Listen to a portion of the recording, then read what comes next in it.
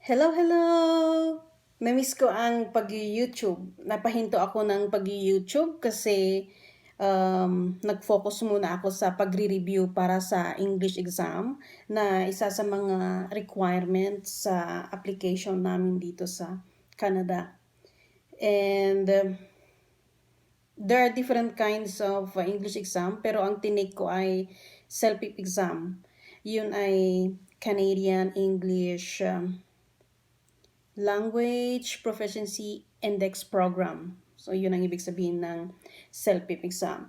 At ang CELPIP English exam ay there's no right and wrong there.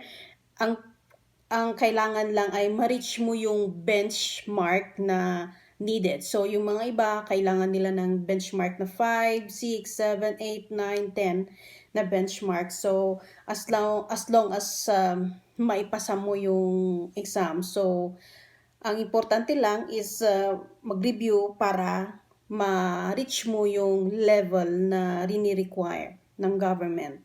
So, yan ay depende sa, kasi magkakaiba, mayroong requirement, may English level requirement for students, may English level para sa mga express entry, sa mga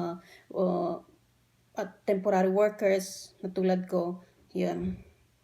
So, hindi naman basta-basta na mag-take ka ng exam, so need mo din na paghandaan ito. So, naghanda ako para sa exam na to at thanks God, naipasa ko naman. So, ngayon ay ibabahagi ko naman kung ano ang ginawa ko sa aking paghahanda. Kasi, especially this 2021 to 2023, sabi ng immigration na tatanggap sila ng 1 million na papasok dito sa Canada. And number one na requirement is English exam. So, ako, yung mga iba tinitake nila is CELPIP at mga iba tinitake nila IELTS. Ako, pinili ko ang CELPIP. Bakit CELPIP ang pinili ko? So, ang CELPIP ay computer-based. Although, hindi na ako magaling sa computer, never ako na matagal akong hindi naggagalaw ng computer dahil wala namang reason na operate ako ng computer. And then, sa bakit ko pinili ang CELPIP dahil yung sa speaking part, kasi doon sa IELTS kasi sa speaking part is mayroon kang kaharap na personal na tao na kakausapin mo. Samantalang sa CELPIP, it's a computer, i-record ng merong questions and then i-record lang ng computer. Yun. I don't think na confident kasi ako na humarap sa yung parang nag-i-interview sa'yo. Parang ganon.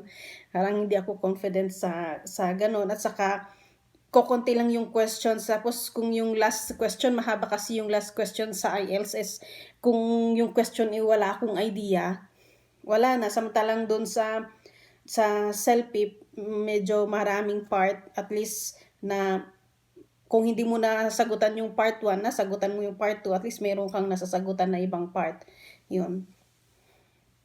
Kaya pinili ko ang CELPIP. Although mas marami siyang parts kumpara sa IELTS. So, tignan ninyo, before kayo na mag-exam ng IELTS o CELPIP, tignan nyo muna dyan sa YouTube o dyan sa Google kung ikukumpara ninyo ang pagkakaiba. Yun. So, number 1 tip ko yan ay tignan ninyo kung talagang gusto ninyo ang CELPIP exam o IELTS exam. So, number 2 na tip ko is kumuha kayo ng libro. Kasi ako, yes, totoo na pinag-aaralan naman natin yung grammar nung elementary at high school, pero nakalimutan ko na yung mga proper ways ng writing. Yun. So, bumili ako ng libro na Writing Better English. So, ito lang ay for ESL learners. Sa English learners naman. Sa writing, kasi alam ko na Kasi sa English exam, mayroong listening, reading, writing, at saka speaking. Alam ko, more kasi ako sa YouTube, nag-YouTube. No, so, nagli-listen ako sa YouTube. So, confident ako doon sa listening kasi nasanay na ako na nagli-listen lang dyan sa sa YouTube. Sa writing, never akong nagra-write. Tapos reading, hindi rin ako nagbabasa. Hindi, kasi kapag magbasa ako ng libro, matutulog na yan ako kaagad. Tapos sa writing, talagang bumili ako kasi nga alam ko na medyo mahina ako sa part na to sa writing.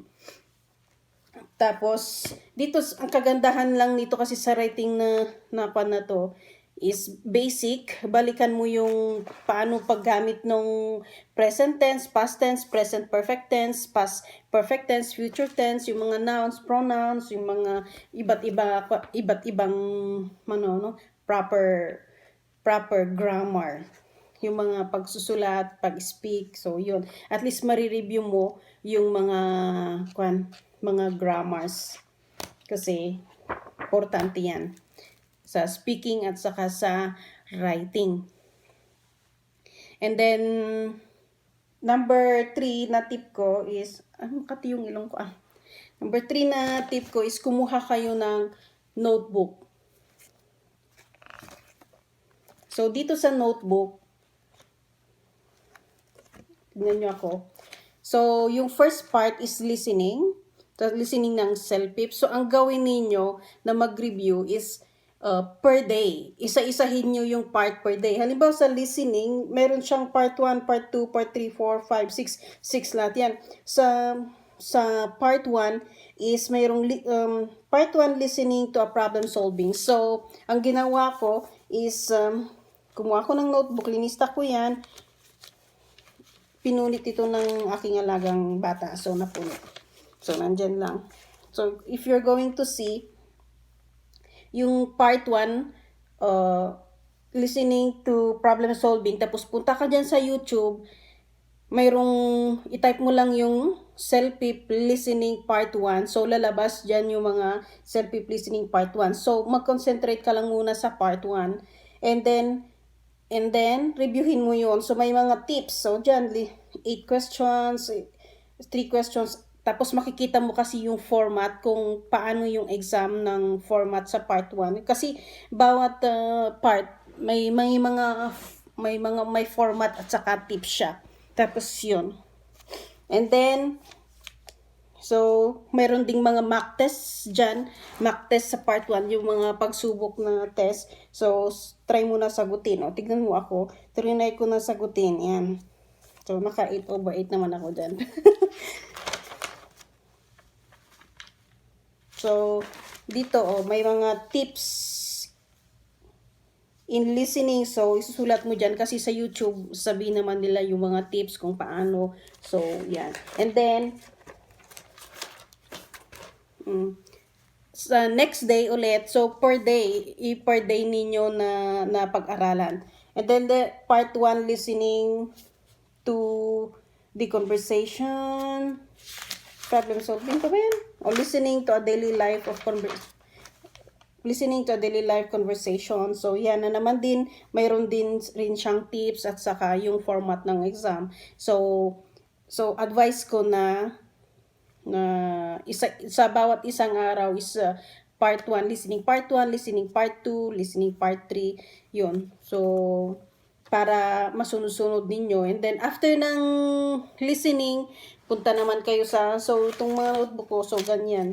So, ang gamit ng notebook na ito, kasi dun sa tips, pwede mo lang siyang ma-scan na balikan lang uli yung tips kaysa dun sa YouTube, uli na balikan mo na naman sa YouTube. Yun, kasi marami yan eh. Meron pang sa speaking, writing, at saka sa yes, diba? Reading pala. Yan. So, let's go to tip number 4. So, tip number 4 is just continue reading and reviewing.